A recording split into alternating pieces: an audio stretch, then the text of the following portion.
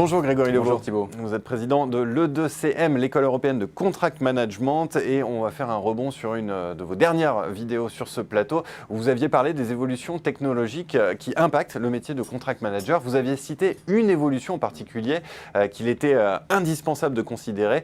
Je veux parler de la blockchain, cette technologie qui, je le rappelle, doit permettre à terme de faire émerger des registres certifiés, infalsifiables et décentralisés. Alors, première question, de quel œil le contract manager voit l'arrivée de cette technologie? Je précise d'emblée qu'il ne s'agit pas de lire dans une boule de cristal, mais on ne sait pas exactement ce qui va advenir de la généralisation de cette technologie, qui n'est pas encore pleinement mature, malgré certaines applications populaires comme le Bitcoin évidemment.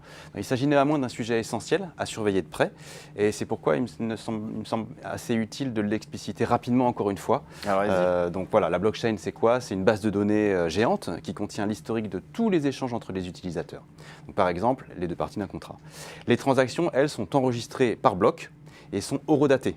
Donc l'un des principaux intérêts, c'est de passer d'un système avec un tiers certificateur humain, qui va posséder une délégation d'autorité publique, type notaire, à un système où le tiers de confiance, il est représenté par un ensemble d'utilisateurs du réseau. La blockchain supprime donc certains intermédiaires et l'objectif à terme, c'est d'aller plus vite et de rendre la transaction non falsifiable, notamment par les utilisateurs concernés. Alors ces précisions étant faites, merci beaucoup d'ailleurs, j'en reviens au contrat en tant que tel. Comment est-ce que la blockchain modifie le contrat dans sa forme actuelle ? Le développement de cette technologie, elle permet l'apparition des smart contracts. Et il s'agit de programmes autonomes qui exécutent automatiquement les conditions et les termes d'un contrat, encore une fois, sans nécessité d'intervention humaine. Donc prenez par exemple une police d'assurance automobile.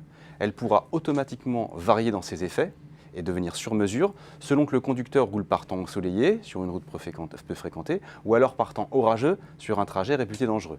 Et à la différence d'un contrat traditionnel qui définit les règles d'un accord entre plusieurs parties, un smart contract va plus loin. Il va figer ses règles dans une blockchain tout en assurant le transfert d'un actif, quel qu'il soit, lorsque les conditions contractuelles se vérifieront. Par exemple, une indemnité dont le montant dépendra des conditions du trajet en cas d'accident, si on reprend l'exemple qu'on citait tout à l'heure. C'est donc un vrai bouleversement pour tous les contrats. Non, attention, la blockchain a la vocation à être présente dans les contrats purement transactionnels, comme le transfert d'une propriété en échange d'une somme d'argent. Imaginez une vente d'immeuble. On pourrait envisager maintenant, grâce à la blockchain, de ne plus faire transiter l'argent via un dépôt fiduciaire et donc de limiter, voire de supprimer l'implication d'un notaire dans certains cas.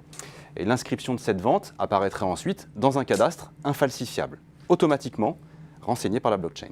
Alors pour le contract manager qui, je le rappelle, travaille sur des cycles contractuels complexes, relativement longs, est-ce qu'il y a une utilité avec cette blockchain? Quels sont les avantages et les inconvénients que vous voyez? Le principal avantage, c'est de garantir que les termes du contrat ne pourront pas être modifiés au bon vouloir d'une partie qui disposerait d'un rapport de force favorable, conditions générales d'achat par exemple ou des contrats d'adhésion. L'autre atout, c'est la standardisation pour gagner du temps lors de la contractualisation. Mais cet atout peut aussi devenir un désavantage sur les cycles contractuels complexes, puisque la logique qui prédomine, c'est plutôt le relationnel et davantage que le transactionnel.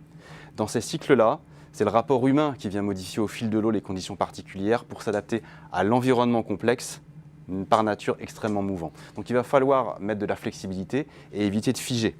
On peut donc en conclure que finalement la blockchain ne concerne pas ces cycles contractuels complexes? Pas tout à fait non plus, parce qu'on peut très bien imaginer des utilisations qui sont bien spécifiques des smart contracts. Par exemple, lorsqu'il s'agira de mesurer le respect d'un niveau de service, d'un niveau de performance, on pourra y assigner une éventuelle pénalité ou un bonus. Et là, la blockchain assurera l'exécution automatique des conséquences du respect ou du non-respect de l'obligation, sans qu'une des parties puisse prendre une décision unilatérale. Et là, c'est qu'un élément au sein d'un écosystème qui, lui, est beaucoup plus large. Vous allez donc continuer à suivre attentivement, on imagine, le déploiement de cette blockchain. Merci pour cet éclairage, Grégory Levaux.